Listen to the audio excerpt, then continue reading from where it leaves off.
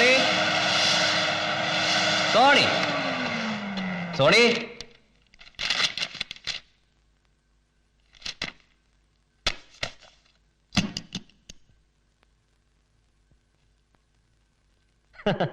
ഇനിയും പിണക്കം തീർന്നില്ലേ? ഞാൻ അപ്പോഴത്തെ മൂഡിൽ അറിയാതെ അങ്ങ് പറഞ്ഞു പോയതല്ലേ. അതിനാണോ ഇപ്പോഴും ഇങ്ങനെ മോന്തയും വീർപ്പിച്ച് കെട്ടി നിൽക്കുന്നത്? ഒന്ന് ചിരിക്കന്റെ പെമ്പിളെ. ആ വരട്ടെ വരട്ടെ വരട്ടെ വരട്ടെ വരട്ടെ, ഇങ്ങ് പോരട്ടെന്ന്. പിന്നെ ഞാനിന്ന് വൈകിട്ട് നേരത്തെ വരും. റെഡിയായിട്ടിരുന്നോണം. നമുക്കൊന്ന് പുറത്തു പോണം. ആദ്യം ഒരു കറക്കം, പിന്നൊരു ഡിന്നർ. അത് കഴിഞ്ഞ് ഇവിടെ വന്നിട്ട്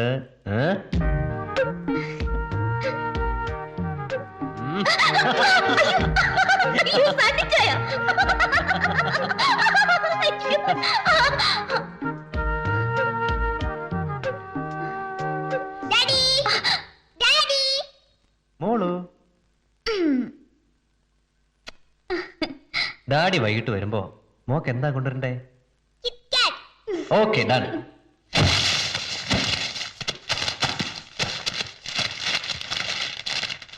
എന്തൊരു പൊടിയാ. അതിന് മുറി കയറിയിട്ട് കുറെ നാളായില്ലേ?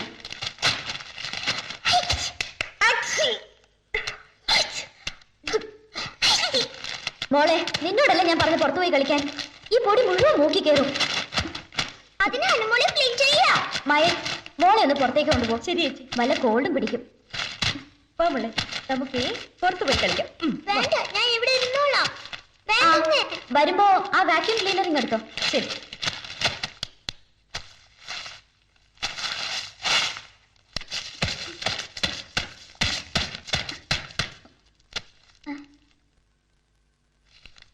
മാന്ത്രിക കുതിര.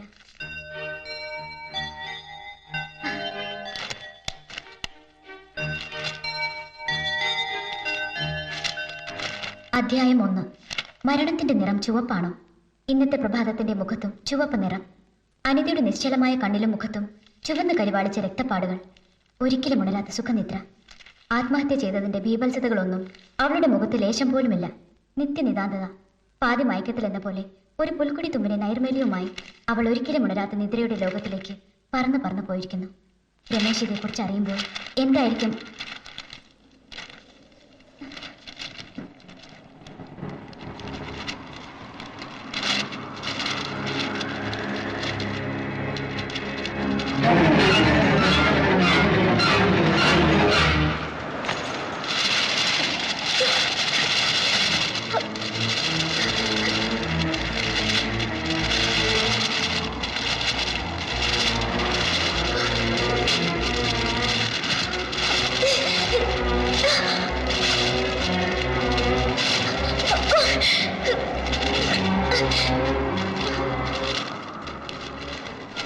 പുറപ്പെടുന്നതിന്റെ തലേ ദിവസം ചേച്ചിയുടെ കത്ത് വന്നു.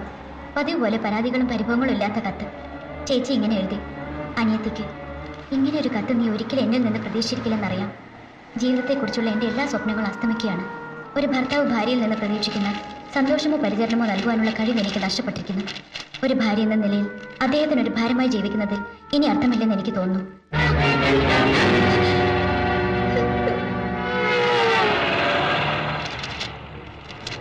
ഒരു വിഷമമേ ഉള്ളൂ എനിക്ക്. എൻ്റെ മോള്, അവളെ ഞാൻ നിന്നെ ഏൽപ്പിക്കുകയാണ്. അമ്മയില്ലാത്ത ദുഃഖം അറിയിക്കാതെ നീ വേണം ഇനി അവളെ വളർത്താൻ.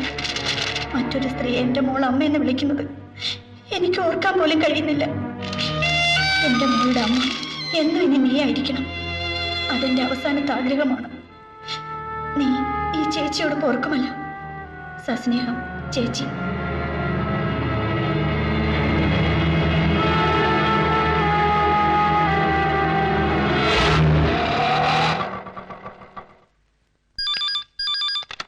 Good morning, Prathibha publishers. Excuse me. Yes. Mister Mathew Varghese അകത്തുണ്ട്. Yes, Mathew Varghese. What can I do for you? ഇരിക്കൂ. Thank you. I am Mrs Sunny Kuruvila. Yes yes, I know. ഞാൻ വന്നിട്ടുണ്ട് മാരേജിന് ചർച്ചിൽ. എന്താ പ്രത്യേകിച്ച് ഇവിടെ? സണ്ണിച്ചായൻ എഴുതിയ മാന്ത്രിക കുതിര എന്ന നോവലിന്റെ മാനുസ്ക്രിപ്റ്റ് വന്നതാ. എന്തോ കുറച്ച് കറക്ഷൻസ് ഉണ്ടെന്നാ പറഞ്ഞത്. Oh, I am very sorry Mrs Sunny. അത് മിസ്റ്റർ സണ്ണി ഇന്ന് രാവിലെ വാങ്ങിക്കൊണ്ട് പോയല്ലോ. ഒരുപക്ഷെ തിരക്കിൽ എന്നോട് പറഞ്ഞ കാര്യം സണ്ണിച്ചാൻ മറന്നുപോയതായിരിക്കും. Yes, there you are. അല്ലെങ്കിൽ ഈ എഴുത്തുകാരൊക്കെ ഇങ്ങനെയാ. Sometimes they are absent minded. Thank you sir. Welcome. Sorry for the trouble. Oh, it's all right.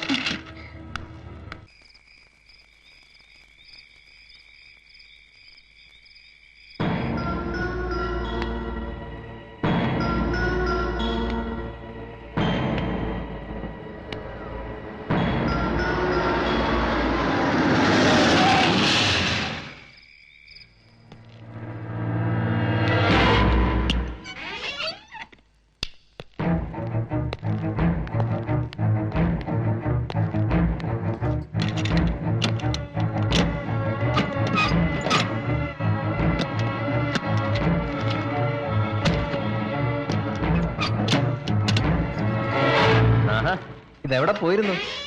മോളെ ഉറക്കുകയായിരുന്നു. എന്തു പറ്റി? ആകെ ഒരു ഡൾ മൂഡിൽ. ഏയ് ഒന്നുമില്ല. ഓ, മനസ്സിലായി. ഇന്നത്തെ ഔട്ടിംഗ് അല്ലേ? സോറി മോളെ, ഇന്നൊരു കേസിന് ഇൻട്രോഗേഷൻ ഉണ്ടായിരുന്നു. അത് കഴിഞ്ഞപ്പോ ഒത്തിരി വൈകി. ഔട്ടിംഗ് നമുക്ക് നാളെ ആക്കാം. എന്താ? ഞാനൊന്ന് കുളിച്ച് ഫ്രഷ് ആവട്ടെ.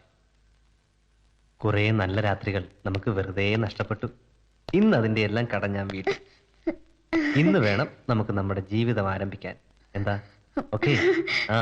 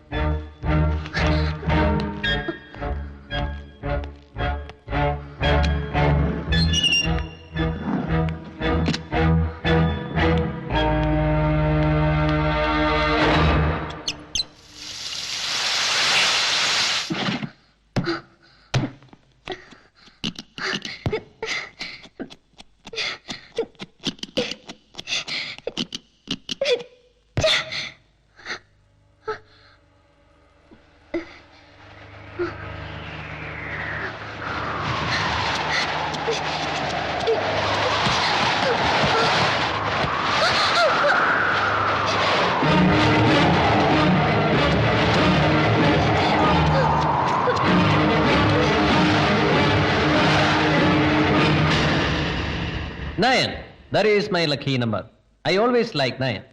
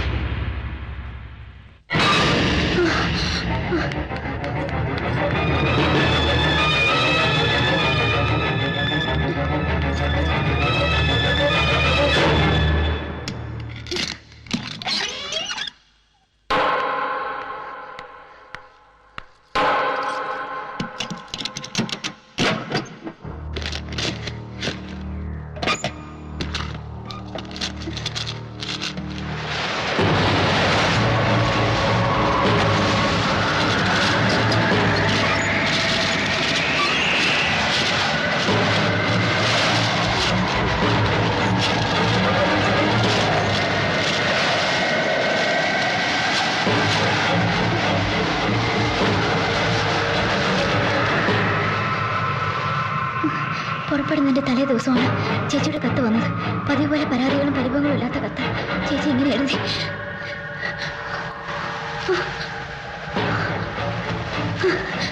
കത്ത് വായിച്ചു കഴിഞ്ഞപ്പോഴാണ് രമേശ് കടന്നു വന്നത്. കത്ത് രമേശിന്റെ കൈ കൊടുത്തു. കത്തവിടെ 152, 150.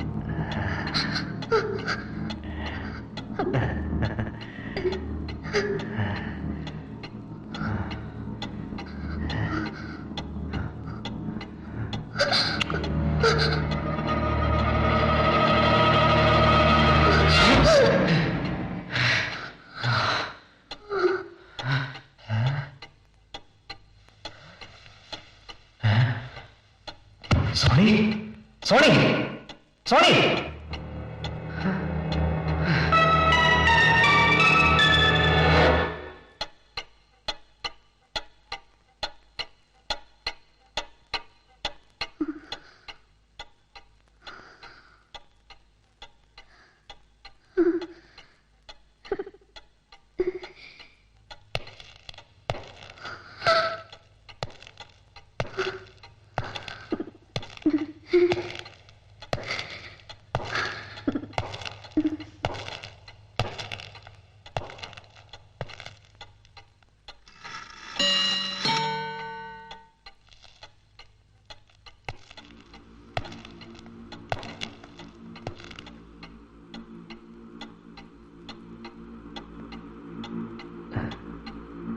സോണി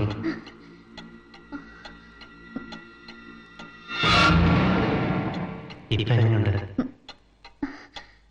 ഡോക്ടറെ വിളിക്കണം. വേണ്ട, ഇന്നലെ എന്തോ പെട്ടെന്നൊരു തലകറക്കം പോലെ. ഇപ്പൊ കുഴപ്പമില്ല. സത്യം പറഞ്ഞ എനിക്കിന്ന് കോടതി പോയ ഒരു മൂടുമില്ല. പക്ഷെ ഒരു ഇമ്പോർട്ടന്റ് കേസിന്റെ ട്രയലുള്ളതാണ്. എന്തെങ്കിലും അത്യാവശ്യം ഉണ്ടെങ്കിൽ അങ്ങോട്ട് വിളിക്കാൻ മടിക്കരുത്.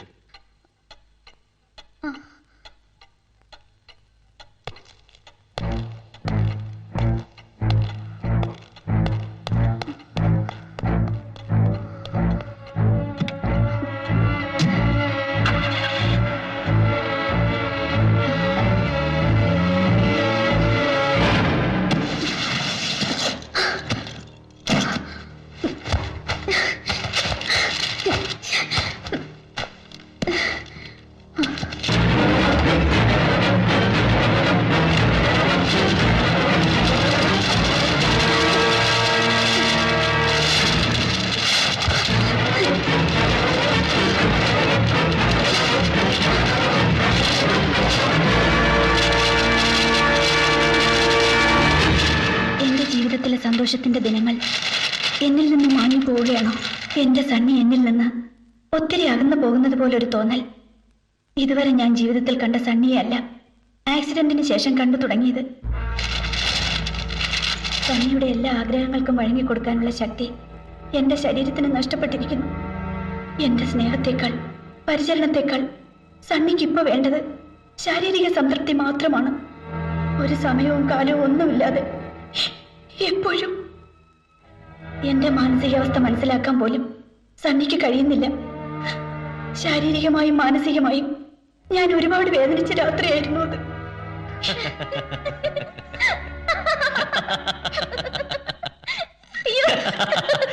സണ്ണി സോണിയോട് കാണിച്ച അതിരുകടന്ന താല്പര്യം എന്നെ വല്ലാതെ വേദനിപ്പിച്ചു.